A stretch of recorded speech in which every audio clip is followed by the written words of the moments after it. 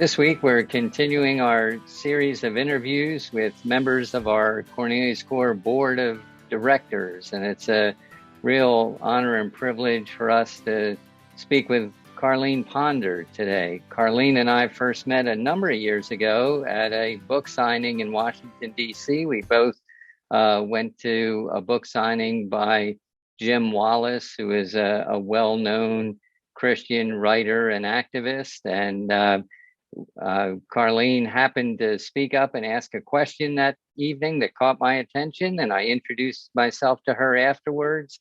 And what seemed like a chance meeting to me turned into a providential one, and we continued to connect.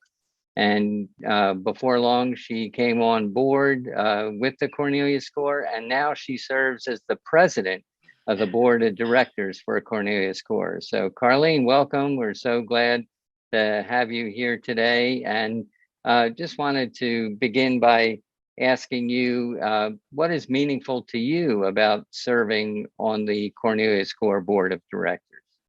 Well, thank you, Jim. Thank you for having me today. And yes, I remember our meeting, which certainly seemed by chance all those years ago, and how fortuitous it was that we were both there at the same time at a book signing on America's Original Sin, right? Racism and slavery and brutality.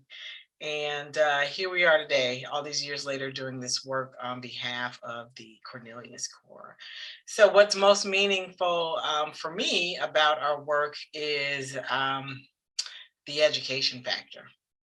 And sort of being on this journey with you, I think my eyes have definitely been open to the lack of awareness, the lack of education that we have provided people in our school systems about the truth of this country's origin when it comes to the way that we have treated Native Americans, the brutality that was levied against African Americans in this country, and that lack of education and awareness is something that continues to keep us, I think, locked into a very ignorant cycle of racism and white supremacy today.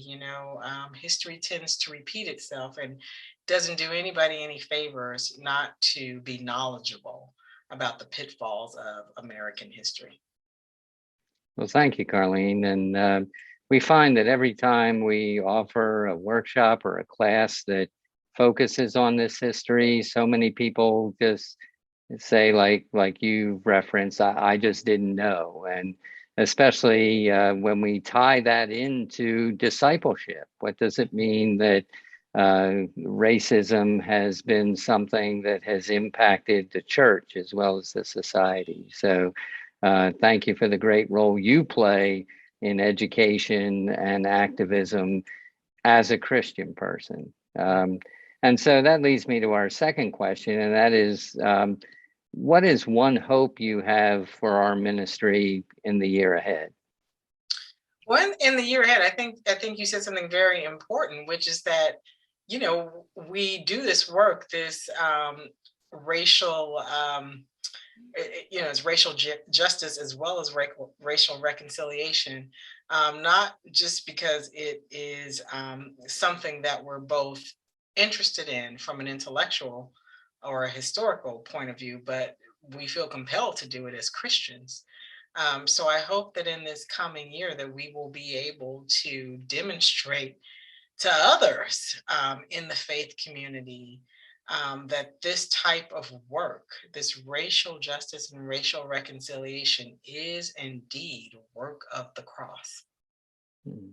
Thank you. Thank you. And then just finally, these videos are part of our year-end financial campaign. And so why would you encourage someone to give financially to the Cornelius Corps?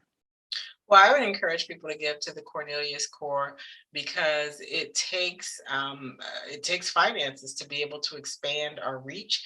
We've been able to do that over the course of the years, but without people being generous and supporting our mission and helping us to go out and introduce the work that we do, introduce the ministry to new churches and to folks who are outside of like the institutional church setting, but who are very interested in this form of discipleship.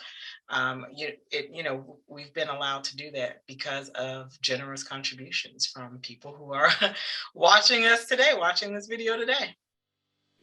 Well, thank you, Carlean. And again, I want to thank you for both our years of personal friendship and for your deep commitment to our shared ministry through Cornelius Corps.